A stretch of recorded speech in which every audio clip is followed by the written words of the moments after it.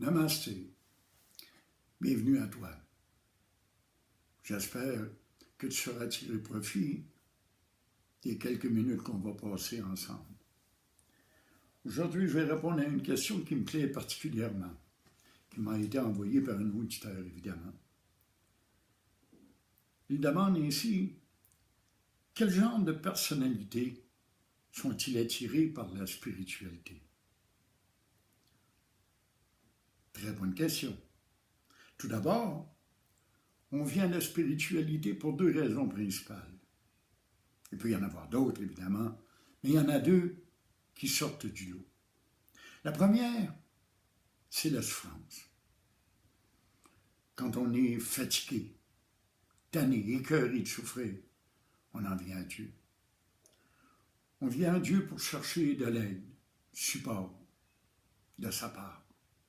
On vient à Dieu parce qu'on n'en peut plus. On est à bout du rouleau. On a besoin de l'aide d'une puissance supérieure. La seconde, c'est la recherche du bonheur.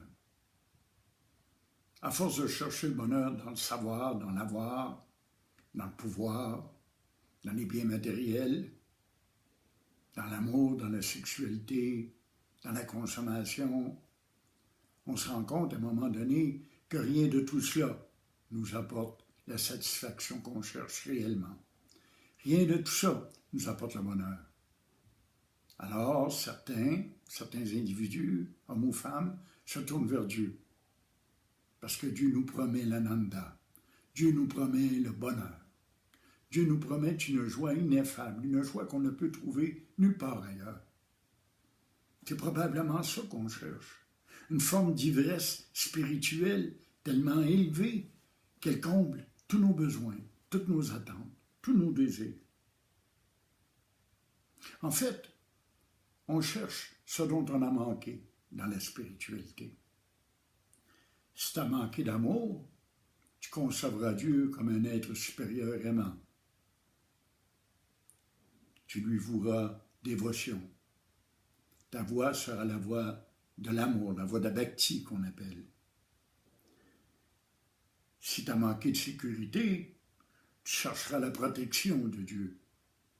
Tu demanderas son aide et sa protection.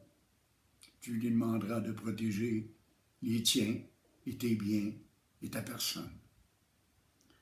Si tu as manqué d'aide, tu lui demanderas son support. Tu lui demanderas son aide, sa motivation. Tu demanderas l'aide de Dieu.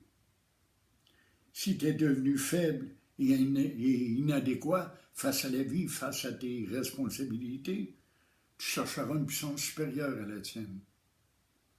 Parce que là où il y a un faible, il doit nécessairement y avoir un plus fort. C'est ça la loi de la dualité dans laquelle on vit. D'autres le cherchent par curiosité, comme moi. J'ai été curieux face à Dieu. Les premières fois qu'on m'a vraiment parlé de Dieu et des expériences spirituelles, ça m'a attiré. Ça a éveillé ma curiosité. Dès cet instant, je me suis mis en quête. C'est qui Dieu? Comment peut-on le trouver? Qu'est-ce que nous enseignent les différentes religions, les différents maîtres spirituels?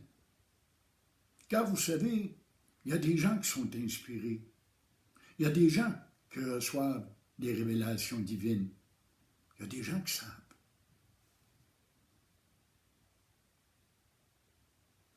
Dans le fond, ça dépend de la personnalité de chacun.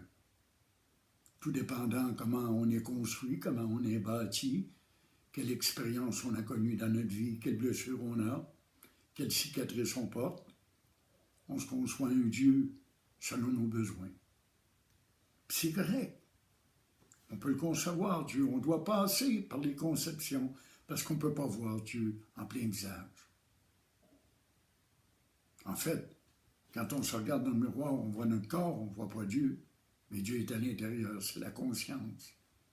Mais on ne peut pas voir notre propre conscience, comme nos yeux ne peuvent pas se voir eux-mêmes. L'oreille ne peut s'entendre elle-même.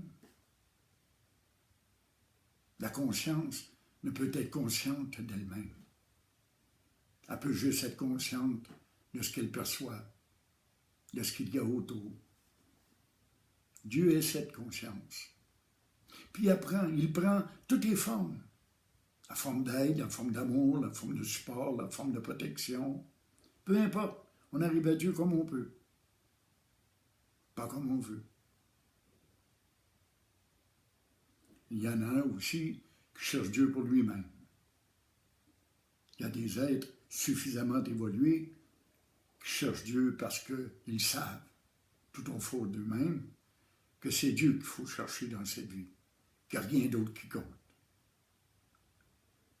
Ces gens-là sont ceux qu'on appelle des mystiques, des illuminés, des saints. Et il y en a, même encore aujourd'hui, il y en a.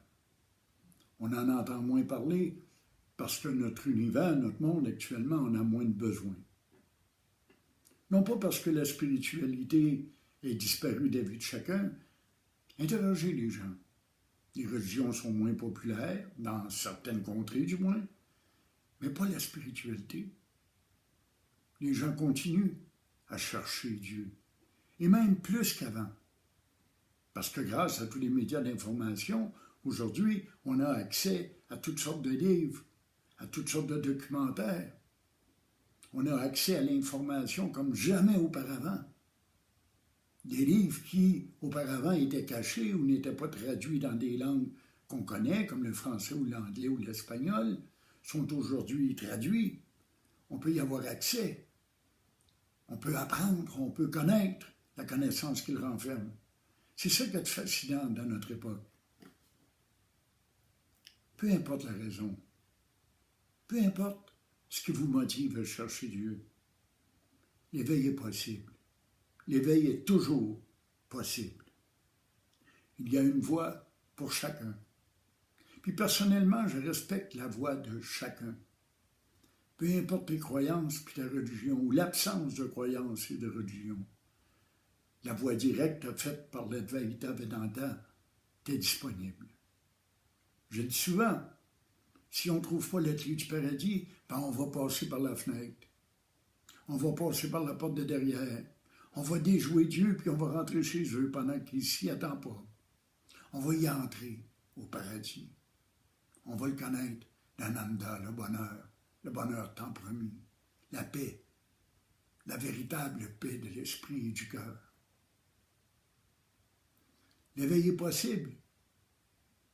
C'est ça que je vous enseigne. L'éveil est simple, facile.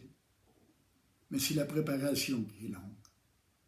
Pendant des années, on doit acquérir des connaissances, puis s'en convaincre, et finalement les réaliser. Qu'entend-on par réaliser? On veut dire les rendre réels. En faire une dans notre vie.